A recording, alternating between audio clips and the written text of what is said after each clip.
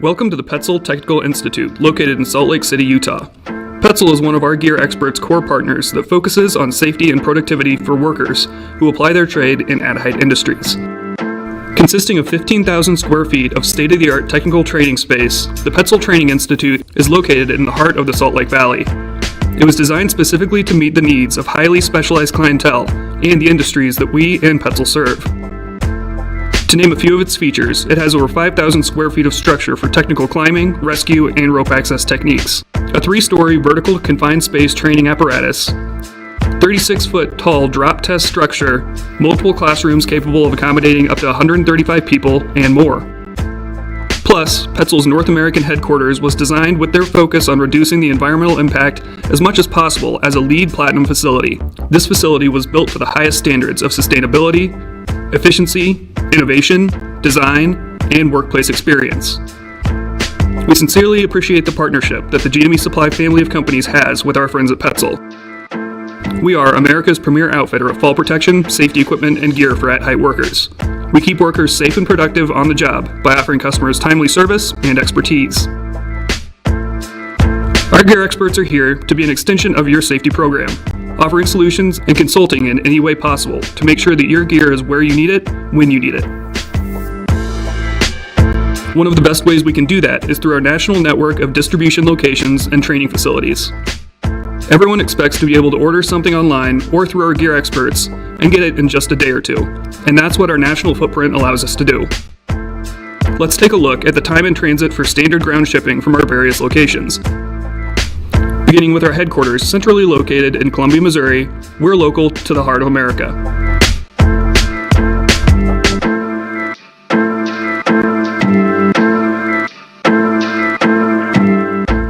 Our second location opened in Atlanta, Georgia in 2015 to service the East Coast and Southeastern U.S.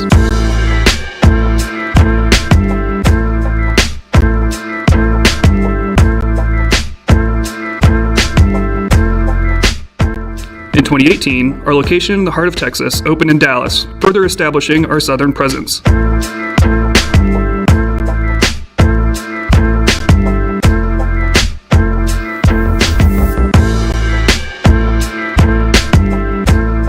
In 2020, we opened a location in Corona, California, where we have hosted live streams in the past.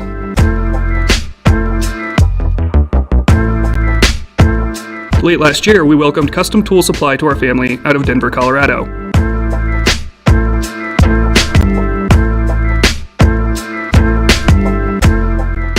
As you can see, the majority of the U.S. population is within a 2-day ground shipping point from one of our locations, meaning you don't need to pay extra for expedited shipments. And look for our quick ship items, which ship the same day as long as you place the order by 6 p.m. Eastern Standard Time, Monday through Friday. Thanks for tuning in today, and enjoy the exclusive training session ahead.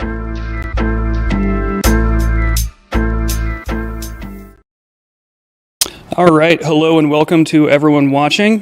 We are here in Salt Lake City, Utah at the Petzl Training Institute. I'm Alex. I'm with the GMES family of companies, GME Supply, Columbia Safety and Supply, Custom Tool Supply, and I'm here with Keith. Keith, if you want to go ahead and introduce yourself. Thanks, Alex. Great to have you here.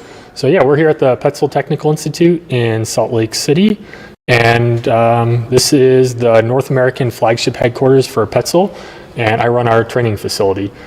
I've been here for about 3 years now, overseeing all of Petzl's training for North America.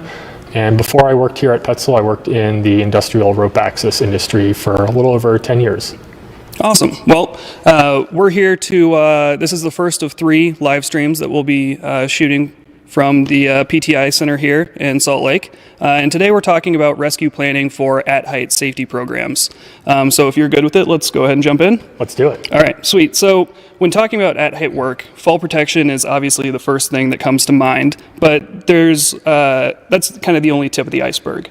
So regardless of what type of work you're doing, according to OSHA, you have to have those certain systems in place to prevent falls from anything while you're working. So we're talking about anchorage points, connectors, full body harnesses in any industry. But the final piece to a safety plan is knowing what to do in case a fall does occur. That's where rescue comes into play. So can you walk us through, at the most basic level, what rescue means? Yeah, that's a great question. And I really appreciate that you mentioned that the rescue is just the tip of the iceberg, and that you mentioned all those other aspects like fall protection plans and anchorages and PPE, because really those are the really important parts that are the precursors to doing a rescue. So doing appropriate safety planning, selecting the proper PPE, doing training, identifying safe anchorages to use, those all are part of the safety plan. People love talking about rescues and practicing rescues and training rescues, and that's the sexy part of the world that we live in.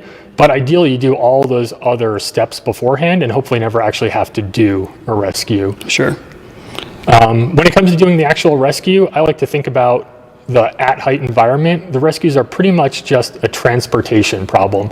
We have an injured worker who's at height, and we need to get them somewhere where EMS can render care. A lot of times, if you were to take that same injury or that same illness and put that person on a sidewalk in an urban environment, you as the rescuer would just call 911 and sit there and wait for the paramedics to show up. Right. But us working in the at-height environment, it's usually our responsibility to get that patient from point A to point B. Sure. So, like, for instance, if someone were to have a heart attack while they're on a structure or working at height, that's a lot different scenario if you're, at a restaurant and EMS can just walk up and render aid. Exactly. Yeah, us as the workers at height, 99% of our problem is getting that person where they can have aid rendered to them. And sometimes that's 100% of the problem that needs to be solved. For example, somebody who's fallen and is hanging in free space on a Y lanyard, but is otherwise uninjured, 100% of the problem is just getting them back onto the structure so they can get back on their own feet and climb down. Perfect. Yeah, that makes complete sense. So what are the various steps of a rescue plan? Sure. So I think of it as a kind of a two-step process. There's the prep work that you do before you even set foot on site, and then there's the work that you do when you're on site. So as far as the prep work, that's things like looking at your job site, figuring out all the hazards that you'll encounter, all the places where somebody could get injured, and what your plan is for getting that person from their point of injury to EMS personnel, to developing your safety kit, figuring out all the equipment that you'll need to bring on site with you to get that person from point A to point B. And then one final really important part of the prep work is figuring out how you're going to enact EMS. So if you are, again, in an urban environment, you might be able to just call 911 from anywhere. But if you're working on a tower out in the middle of nowhere, enacting the EMS chain might involve climbing down a tower, driving 5 or 10 miles down a dirt road to get cell phone service. So knowing all that information and being prepared before you even set foot on the job site is really important. So that's kind of the prep work side of things before you set foot on the job site. And then once you set foot on the job site, there's some prep work that you can do in the morning, like adequate job safety briefing, making sure all the workers know what they're doing, what they do in the case of an emergency, what hazards are present on the job site, and then where the first aid and rescue kit is stored. And then kind of the final piece of the puzzle is what do you do in the event of a rescue itself? And if that happens and you've done all the other prep work, it should be a pretty easy process of grabbing the rescue kit and doing what you practiced and are prepared for. Well, and you mentioned for that rescue plan, knowing that every person on the job site knows what the plan is, knows what their role is, if person A gets injured and person B has to rescue, or vice versa, right? Exactly. Yeah, so I like to think about the actual rescue procedure in terms of what EMS providers think of as the scene size up. And the scene size up has 3 categories to it. You have your safety as the rescuer. By far, that's the number one most important thing, that if you are one of the rescue personnel, you want to make sure that you don't get yourself injured and turn yourself into a victim. Second is the mechanism of injury. You want to know how the person got injured or how they got themselves stuck in a situation. And finally, third, we want to know what rescue resources we need. So when we call 911, that we can relay the appropriate needs to the first responders. Okay. Yeah, so I guess the next topic would be just equipment options and the different rescue types. So simply having a plan on paper isn't enough. There's a lot of factors that go into everything involved in a rescue: external environment situations, potential injuries to the fallen worker like we've talked about. But depending on the job site, different gear needs to be involved. Plus, you have to make sure from or before the start of each day that you have gone over the plan and you have all the pieces you need, like you talked about. So what things should be considered when selecting the gear you have on the job? What kind of consideration should be taken into account? And then what are the best practices to ensure that everyone is on the same page during a rescue scenario? Right, yeah. So talking about the equipment and going back to the transportation problem analogy, we kind of have two transportation issues. One is, how do we get to the patient? So how do our rescuers get hands-on to the patient? And then how do we get that patient to the ground? Excuse me. So when we're talking about how do we get to the patient, again, the scenario where they're hanging in free space, how do we get the rescuer up there? Do they potentially need an extra set of Y lanyards to have ready to go so they can climb the structure or climb anywhere to get to the patient? And how do we get our hands onto the patient? Do we need, for example, a reach pole if the patient is hanging down below a structure? So for example, 6-foot shock absorbing lanyards, if they are rated for a 12-foot free fall, they have potentially 5 feet of tear out. So you take that 6-foot long lanyard and it's fully deployed now, it might turn into an 11-foot long lanyard. So somebody who is tied off at their feet might now be 11 feet below the structure. So do we need a reach pole to be able to clip a rescue system onto them? One of the cool tech tips that we have on the Petzl website involves using a rope grab to clip onto the leg of a Y lanyard, so you don't actually have to get hands onto the patient's harness if you can just get hands onto one of the legs of the energy absorbing lanyards. And then one of the third options that we have for getting hands on to access the patient might just be setting up a rope descent system for the rescuer so that the rescuer can get himself next to the patient. Okay, so as far as the next steps to actually getting them to the ground, there's kind of two methods that you can do to unaccompanied lower of the patient, right? So I know you had talked about you're a fan of keeping the rescuer safe and not being hands-on with the patient. Can you kind of talk through that? Sure, yeah. So we have two options, or generally two options for getting the patient to the ground, either an unaccompanied lower or in accompanied descent, or a tandem rappel, some people call it.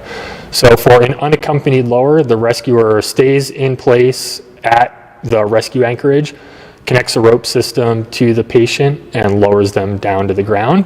And that's a great scenario if we have a clean line to the ground and we have a patient who doesn't need direct hands-on contact during that lowering. And I love that option because if we think about OSHA's hierarchy of hazard controls, the first thing that we always want to try to do is just eliminate the hazard altogether. So if we can just keep the rescuer out of the rope system altogether, leave them in place, then that's potentially a safer option for that rescuer. But once we get into the context where we have a severely injured patient or a complex work site where we need to maneuver that patient down to the ground through obstacles, then we might want to start thinking about doing an accompanied descent or a pick-off style rescue, where we do set up a rope descent system, connect into the patient, pick them up off their system, and then have both the rescuer and patient go down to the ground together. Awesome. Yeah, I know we have a couple demonstrations that we're going to show here in a second of those different options, so we can kind of talk through this step by step during those videos. Right. So now that we've covered what rescue is, the gear and equipment required, let's talk about training. This is another key piece to any safety program, regardless of whether it's for just simple climbing techniques or the rescue aspect. So how should a company or organization approach training with regards to curriculum, frequency of their crews, and what options are available in that regard? Sure, yeah. So the training should be on a regular basis, and I think it should include everybody who's going to be on the work site. One of the guys who trained me in rope access early on in my career, he had a great saying. He said, "Who rescues the rescuer?" A lot of job sites that I see will often pair up an experienced worker with a newer worker. And that's a great solution if it's the new guy that gets hurt and you have the experienced person who's there to do the rescue. But what happens when it's the experienced guy that gets rescued? So I think it's great if everybody has a minimum baseline level of rescue training, and then potentially some folks have more depending on their experience. They can be the dedicated rescue professional, but certainly everybody should go through the rescue training. So that's kind of the administrative approach to the training. And then as far as keeping folks safe during the training, I'm a huge advocate of making sure that the training environment is as safe as possible and conducive to learning. So a really great approach to that is starting out your training really low, close to the ground, over pads. So it's a forgiving environment. If people make mistakes or if they're afraid of heights, it's a really nice learning environment. It's kind of easy into the training and learning. Exactly, yeah. And then once you take that training environment and the practice up higher, having safe systems in place to protect people in the event of making mistakes. So redundant backup systems. So even if folks are choosing their rescue system to be single rope rescue systems in the event of an emergency, when they're doing that training, they still need to abide by all of the OSHA regulations and having work positioning systems and fall arrest systems in place. Sure, that makes sense. Okay, now let's go ahead and jump into the videos that we have of the different rescues. This has been a great discussion as always, but sometimes it's hard to get a feel when it's just talking about things. So we wanted to get the visual. And yesterday we actually did some simulated pickoff rescues, and we'll give some context to that. So let's explain what the three different rescue types are again briefly, and then we can walk through exactly what the folks at home are watching. Sure. So we pre-recorded 3 different scenarios, 2 unaccompanied lowers, one situation where you can get your hands onto the patient's harness and clip a rescue system directly to them, another scenario where you can't get hands on to their harness, where they have potentially a fully deployed energy absorbing lanyard, and we're using the Petzl system of using a rope grab onto the leg of the lanyard. So those are the 2 unaccompanied lowers. And then we have one that's an accompanied descent, where it's essentially a rappel pickoff. Sure. And just for some context on that second one, obviously in the video that we're going to watch, you could have just climbed a few rungs down on the ladder, but that was simulating if they were, say, working on a cell phone tower and fell from one of the antenna mounts and you couldn't actually reach them. Correct. Yeah, and all 3 of the scenarios that we're going to look at, they involve the Petzl Jag Rescue Kit. So it shows the versatility of a compact prepackaged rescue kit that you can use to solve multiple scenarios. Cool. Okay, let's go ahead and check out that first one. Okay. Yeah, so you see right now just you're climbing up to the victim that's fallen on a Y lanyard. Yep. Yeah, so here the scenario is that the patient is within reach. So we'll select a suitable rescue anchorage overhead.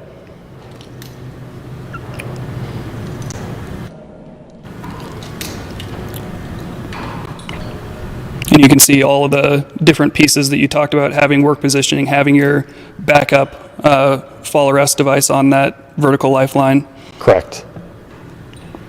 So you've hooked up the anchorage and that Jag onto the structure, and now what are you going to do? Yeah, so since the patient is within reach, I can just clip the other side of the rescue system directly to them, and then use the 4-to-1 mechanical advantage in the Jag Rescue Kit to lift the rescue dummy off of his Y lanyards, so I can release the Y lanyards from the structure and send him to the ground. And the nice thing about this entire rescue kit is it's all prepackaged. The Jag doesn't get tangled when you're climbing or pulling it out of the rescue kit. Exactly. And you don't have to do any major rigging to get someone attached to the system and lowered down. Right, yeah. So I described the process of using the Jag Rescue Kit for this scenario as clip, clip, pull, lower. It's basically a 4-step process. You clip the anchor, clip the patient, pull on the pulley system to raise the patient up, and then lower them to the ground. Yeah, and since that is a closed system, you're not having to dig around, and if someone's having to climb up to a victim, remembering in the chaos that is that kind of emergency that, oh, I need my ID, I need an anchor strap, everything. It's all complete in a kit that you can just grab out of the bag at the bottom of the structure. Exactly, yeah. I'm about as nerdy as it gets when it comes to rope rescue stuff, but when it comes to a real emergency, when you can just have a bag that you grab, don't have to tie a single knot, don't have to build a pulley system, it makes a world of difference in terms of the stress and how long it takes you to actually carry out the rescue. Sure. Okay, awesome. Let's go ahead and take a look at that second one where you wouldn't be able to reach the victim. Sure, so this will start out pretty similarly to the last one we looked at. We'll climb just above the patient. And again, like you mentioned at the start of this, we're going to assume that the patient is completely out of reach. Is this, I think this is the first one again, isn't it? Oh, yeah, this is. Yeah, because the second one, he's on a deployed lanyard. Yep, there we go. Right, here we go. So this is the potentially 11-foot long energy absorbing lanyard now. So you can see if this was a worker who was working at a leading edge or tied off at foot level. You can see here I'm right at the anchorage where their lanyard is clipped off and the rescue dummy is well below my feet. Yeah, and you can see you obviously had to climb up quite a bit higher for this scenario. Exactly. And then on that last video, the lanyard wasn't actually deployed, but here you can see that rope that you were talking about that's in the Petzl twin leg lanyard. Exactly. So similar to the beginning of the first one, just setting up your anchorage point. Yep.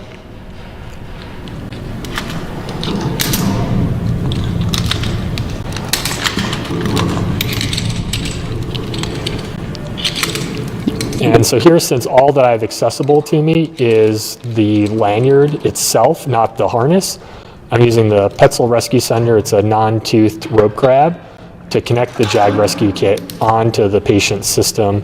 And here I'm fixing a little twist in the pulley system to make sure I get full efficiency for the lifting phase. And there I can use the Jag Rescue Kit to lift up the patient, and that tension gets transferred to the patient's system through the rope grab, and then eventually their hooks become untensioned and they can disconnect it from the structure. And then just to keep things clean, I like to clip that hook onto the carabiner of the rescue system so it's not flopping around on the way down. So now the entire weight of the victim is on that Jag, the ID, and the rescue sender. Exactly. And now you can just lower them to the ground remotely. Exactly. Awesome. Okay, so that, again, just for the context, we did it on the tower, but in actual scenario, they may be hanging 12 feet below where you could actually reach their dorsal D-ring. Exactly. Yeah, again, leading edge context or the context of somebody tied off at their feet where, yeah, the patient is hanging potentially 11 feet below you. Perfect. Okay, and then let's take a look at the last scenario.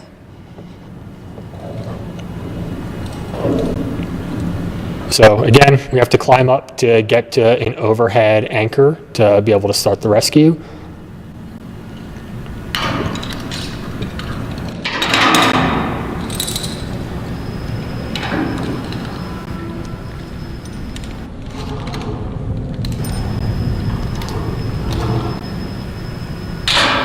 As always, just go ahead and set up your anchorage point. Yep. So in this scenario, I'm using the Jag Rescue Kit again, but essentially flipped 180 degrees from the previous version. So in the previous two that we looked at, the pulley system of the Jag is right on the anchor, and we use that to lift up the patient, and then the descender is hanging off the bottom of that. And so here I'm actually setting up a rope descent system. I'm clipping myself into the ID Evac that is part of the rescue system. And so the first few seconds here, I'm essentially on just my single person rope descent system. I have my ASAP mobile fall arrestor as my fall arrest system, and I have the ID Evac on that yellow access rope as my descent system. Real quickly, can you just explain the difference between the regular ID and the Evac? Sure, yeah. So the ID Evac, The handle is really designed to be ergonomic for using it on an overhead anchor. So the handle only rotates 90 degrees. It's not the most ergonomic for this scenario where you're using it as essentially a personal descender, but it's perfectly fine to be used in that manner. So here you can see the Jag system is directly on the patient now, and I'm using that as the pick-off sling. So I've descended down to the patient on my rope descent system, clip in with the Jag system, and use that to pick them off. And you can see that I've just unclipped the lanyard from them and leave it on the structure. So you might be able to see here, yep, the handle on the ID Evac, it kind of just rotates 90 degrees on the right side of the device. And then you just lower the victim to the ground on your descent system. Exactly. And so like we said before, that's a great solution if you have an injured patient who needs to be maneuvered around obstacles. It's a great way to handle the patient and maneuver them on the way down. Perfect. All right, well, that is the conclusion of all the content that we have for this session. If you have any questions about what you saw in the videos or any want further explanation for the topics that we talked about, reach out to one of the gear experts here at GME Columbia Safety or the great folks at Petzl. Thanks again for your time today. We'll be back same time, same place tomorrow to talk about some more great safety topics. But if you want to go back and rewatch any of these videos, this live stream will be available to watch at a later date, so you can just fast forward and watch those demos as well. And then I'll also put a plug to all of the tech tips on Petzl's website. We have a lot of content on our YouTube channel and our knowledge base that goes over a lot of these concepts as well. So check those out, and we'll see you tomorrow. Thanks, Ox. Thanks. Looking forward to the rest.